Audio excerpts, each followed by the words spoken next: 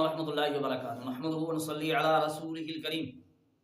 سامعین ناظرین، یہ غیر مقلد عبدالسلام جمالی ہیں۔ ان کی کوئی ویڈیو آئی ہے، کوئی مدینہ یونیورسٹی سے کوئی شخص پڑھ کر یعنی فارغ ہوا تو انہوں نے اس طرح کوئی ان کی کوئی پوسٹ ہے، ان پر انہوں نے ایک ویڈیو بنائی اور انہوں نے لکھا ہے کہ آپ پڑھ لیں کہ مدینہ منورہ میں میرا 8 سالہ تعلیمی سفر مکمل ہونے کو ہے اور پھر ملک واپسی اس لیے میں جامعہ اسلامیہ مدینہ منورہ میں موجود اپنے اساتذہ کے مشورے پر اپنے ملکی مذہب حنفیت کو اختیار کرنے کا اعلان کر رہا ہوں تاکہ عوام میں تشویش نہ ہو۔ میرے وہی عقائد ہیں جو ابن تیمیہ کے ہیں۔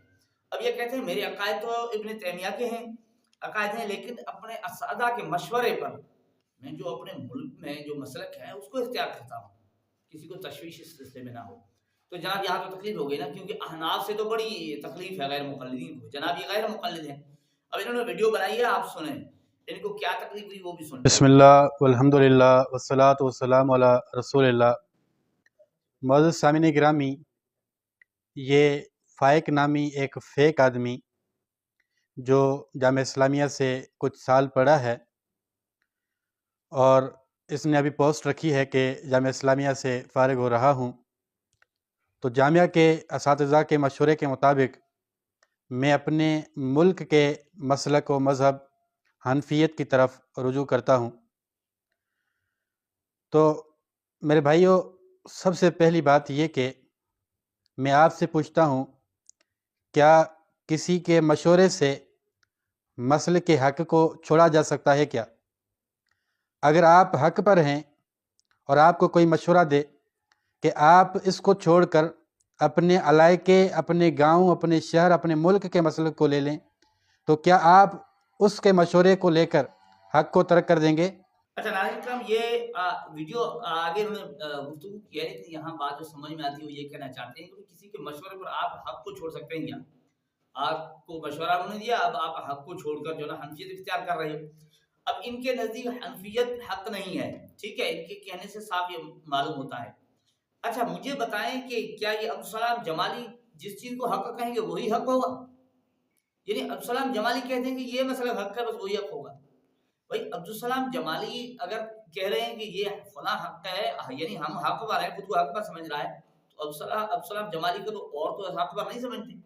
ضروری نہیں ہے کہ عبدالسلام جمالی کی ہی بات بس جس کو یہ حق ہے وہی ان کے پاس سرٹیفکیٹ ہے، جس کو حق ہے سرٹیفکیٹ بانٹتا رہے، یہ تو بات نہیں ہے نا۔ لیکن جہاں مسئلہ یہ چل رہا ہے کہ مدینہ منورہ کے اساتذہ نے انہیں مشورہ دیا، اب پوری ویڈیو میں اس بات کا اس نے رد کیا ہی نہیں کہ بھئی وہ جھوٹ بول رہا ہے، ان کے اساتذہ نے مشورہ دیا ہی نہیں، یہ بات نہیں کہہ رہے، الٹا یہ کہہ رہے ہیں کہ بھائی آپ کو اگر انہوں نے مشورہ دیا تو حق کو آپ چھوڑ دو گے کیا؟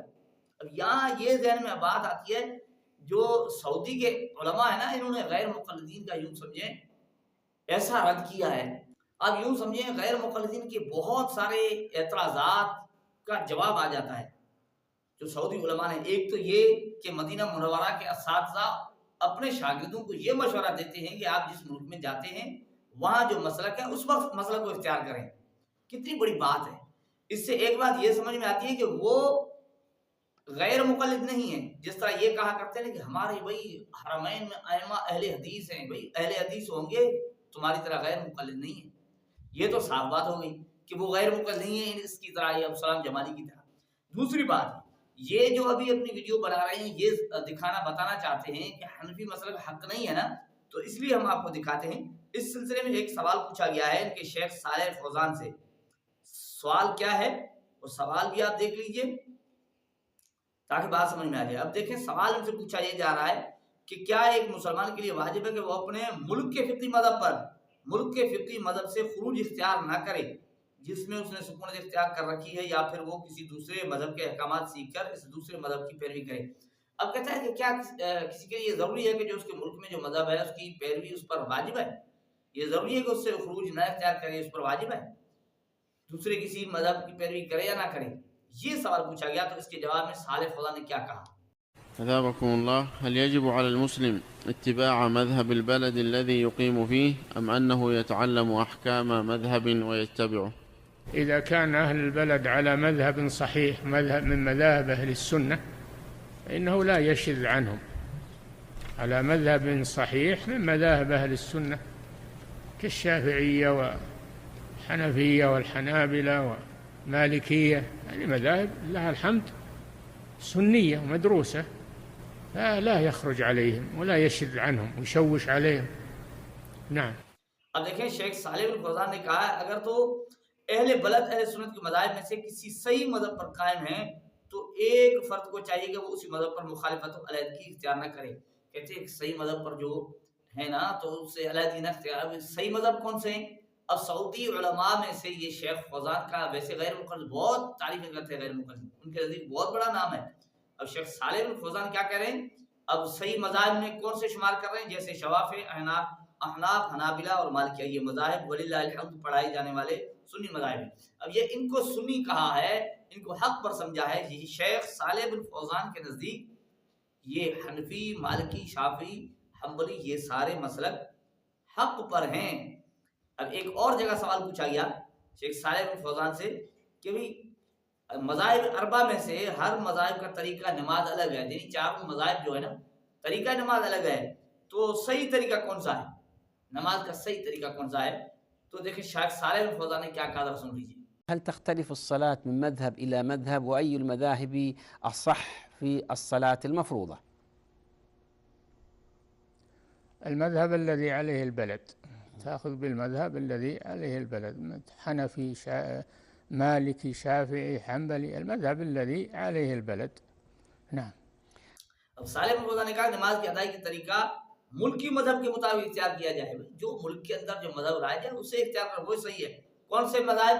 हनफी, मालिकी, शाफी, हम्बली, अलगर, ये सब मसलक जिस मजहब पर हो, जिस मजहब पर मुल्क हो उसी मजहब के मुताबिक। अब आप अंदाजा लगाइए गैर मुक़ल्लिदीन का यानी मुंह तोड़ गैर मुक़ल्लिद में जवाब मिला। एक ये बात समझ में आई कि वहाँ के उलमा गैर मुक़ल्लिद कतई नहीं है, यानी गैर मुक़ल्लिदीन से वो अलग है। दूसरी बात ये कि वो ये चारों आइमा अरबा के जो मसालिक हैं उनको हक मानते हैं, सही मानते हैं। तीसरी बात ये कि वो लोगों को, अपने शागिर्दों को, अपने तलबा को तरगीब देते हैं, हिदायत करते हैं वहाँ जाकर अपने मुल्क के मसले के मुताबिक यानी वो मसाले इख्तियार करें या उस मसले को इख्तियार करें। ये बात समझ में आ गई। और अगली बात ये कि गैर मुक़ल्लिद जिस तरह कहते हैं कि भाई ये कैसे सारे हक पर हो सकते हैं, हनफी फलां चीज़ को हराम कहता है तो शाफी फलां चीज़ को हलाल कह रहा है, कैसे हक पर? तो गोया इनके नज़दीक चारों ही मज़ाहिब दुरुस्त हैं लेकिन गैर मुक़ल्लिदीन के नज़दीक दुरुस्त नहीं है। यही बात समझ में आती है कि गैर मुक़ल्लिद जो ये दावा करते हैं कि हरमैन में हम हैं तो ये दावा भी झूठा है।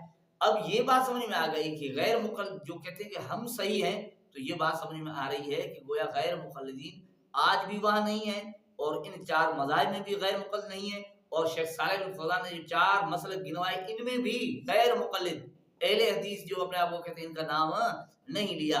तो बात तो वादे होगी, आई बाद में अंग्रेज के बाद में, अंग्रेज के दौर के बाद की पैदावार है। अब यहाँ बैठकर लोगों को कहते हैं हक हम पर हैं, हक पर हम ही हैं और हक पर छोड़कर किस मसले को इख्तियार कर रहे हैं।